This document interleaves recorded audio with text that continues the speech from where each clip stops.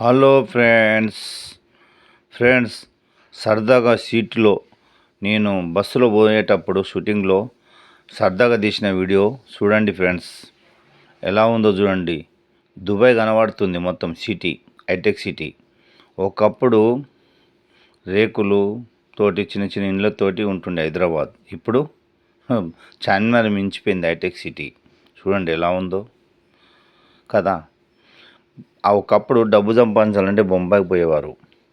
తర్వాత దుబాయ్ పోయి Muscat, Malaysia అలా పోయేవారు. ఇప్పుడు దుబాయ్కి, మలేషియా, మస్కట్ పోవాల్సిన అవసరం లేదు. హైదరాబాద్నే మొచ్చడు పైసా ఉంది. కష్టపడి సంపాదించుకునే వాళ్ళకు ఎన్నో డబ్బులు వస్తాయి కదా. దుబాయ్ పోవాల్సిన అవసరం లేదు. ఒకప్పుడు దుబాయ్, మలేషియా పోతుండే, మస్కట్ పోతుండే. ఇప్పుడు పోయే అవసరం లేదు. ఇక హైదరాబాద్ ఇప్పుడు దుబాయ్ అయిపోయింది, అమెరికా అయిపోయింది. చూడండి ఎట్లా ఉందో కదా. కళ్ళు తిరిగిపోతుంది, దిమ్మ తిరిగిపోతుంది. ఎలా ఉందో చూడండి కదా. హైటెక్ సిటీ దుబాయ్ కదా, బాగుంది కదా, మస్తుంది. హైదరాబాద్ అంటే హైదరాబాద్ మించిపోయింది హైటెక్ సిటీ. ఎంతో దుబాయ్ పోయి పాపం బాధలు పడుతుంటారు. దూరదేశములోన దుబాయిలోన నా కన్నీటి బాధను ఎవరితో చెప్పుకోనమ్మా. కిరాయి కోసమని దుబాయికి వెళ్తే పడరాని కష్టాలు పడుతున్నానమ్మా. దూరదేశంలోన దుబాయిలోన నా కన్నీటి బాధ ఎవరితో చెప్పుకోనమ్మా కదా ఫ్రెండ్స్. ఎక్కిలు పట్టేస్తారు దుబాయ్ పోయి. ఇక చూడు, దుబాయ్ మించిపోయింది హైదరాబాద్. నేను ఏదో సరదాగా తీసిన.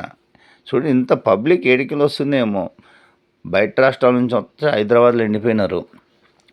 ఏం ఊర్లు, బీహార్, మధ్యప్రదేశ్, ఒరిస్సా, కర్ణాటక, ఎక్కడికో రాష్ట్రాలన్నీ ఖాళీ చేసి హైదరాబాద్కి వచ్చేస్తున్నారు జనాలు డబ్బు సంపాదించడానికి కదా. అక్కడ ఊర్లన్నీ ఖాళీ అయిపోతున్నాయి, హైదరాబాద్కి వచ్చి సెటిల్ అయిపోతున్నారు జనాలంతా. హైదరాబాద్ నీళ్ళు తాగితే మళ్ళీ పోరిగా ఊర్లకు ఇంకా మరణం మీకనే జననం మీకనే ఉంటుంది. ఈ బీహార్ వాళ్ళు, ఒడిశా వాళ్ళు అందరిది, కర్ణాటకలో అది.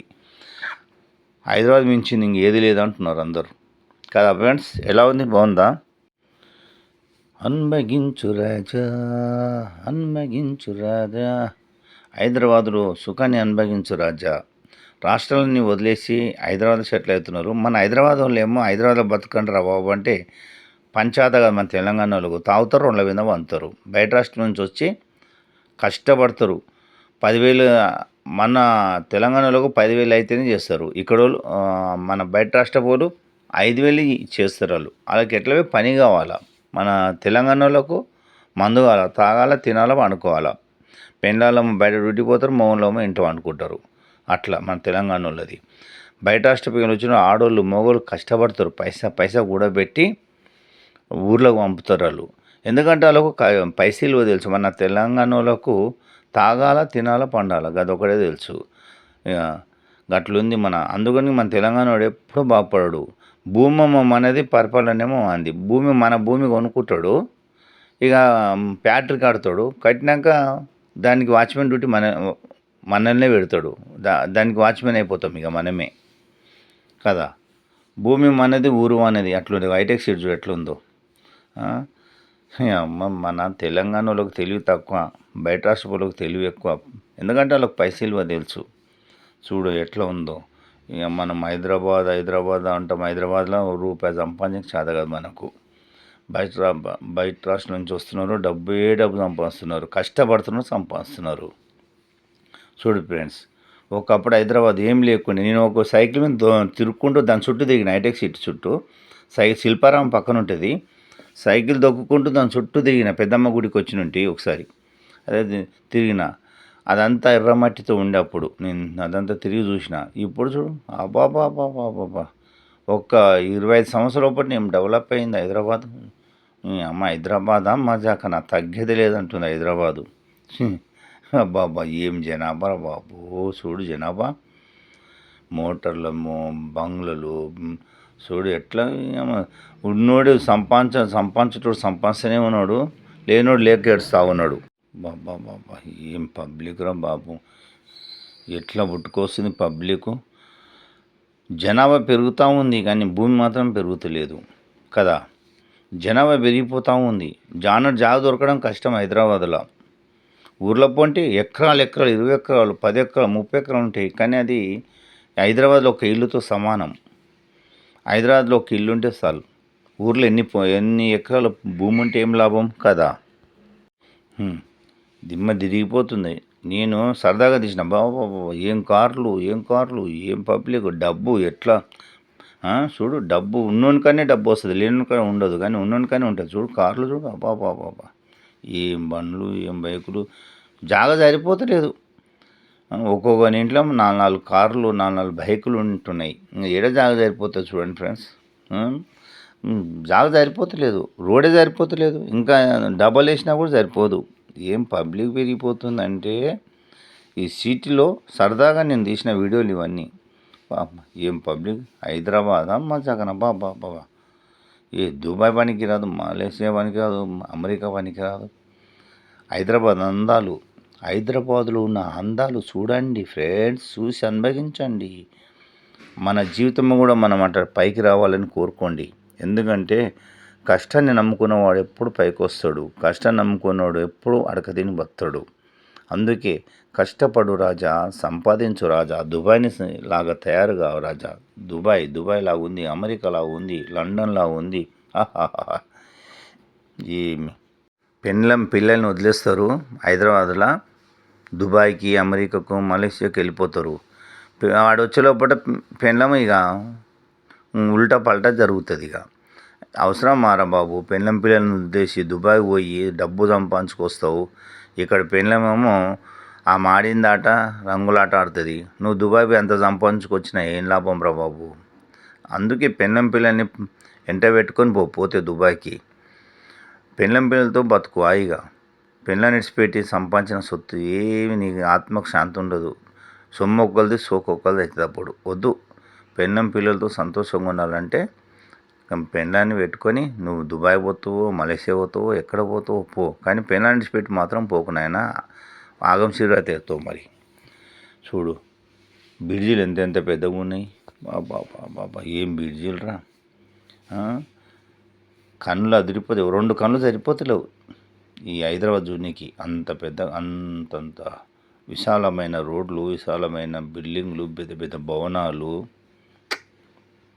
ఏం రోడ్లు. గవర్నమెంట్ చాలా డెవలప్ చేస్తుంది. బయట దేశం పోతున్నారు, చూసి వస్తున్నారు, మన హైదరాబాద్ని డెవలప్ చేసుకుంటున్నారు. మంచిదే కదా. ఒకనికంటే ఒకటి డెవలప్ కావాలా. అట్లా కష్టే ఫలితం, శ్రమించి సంపాదించు. నువ్వు కూడా అట్లా పైకి వస్తావు. చూడు కార్లు, బైకులు ఎట్లా పోతున్నాయి. నువ్వు అమెరికాలో పోయినాడు పోతున్నాయి బండ్లు. నువ్వు ముందు పోతావా, నేను ముందు పోతావా, చూద్దామా రన్నింగ్ కట్టుకొని పోతా చూడు. అట్లా రన్నింగ్ చేసినట్టు చూస్తున్నాయి. ఏం ఉరుకుతున్నాయి బండ్లు.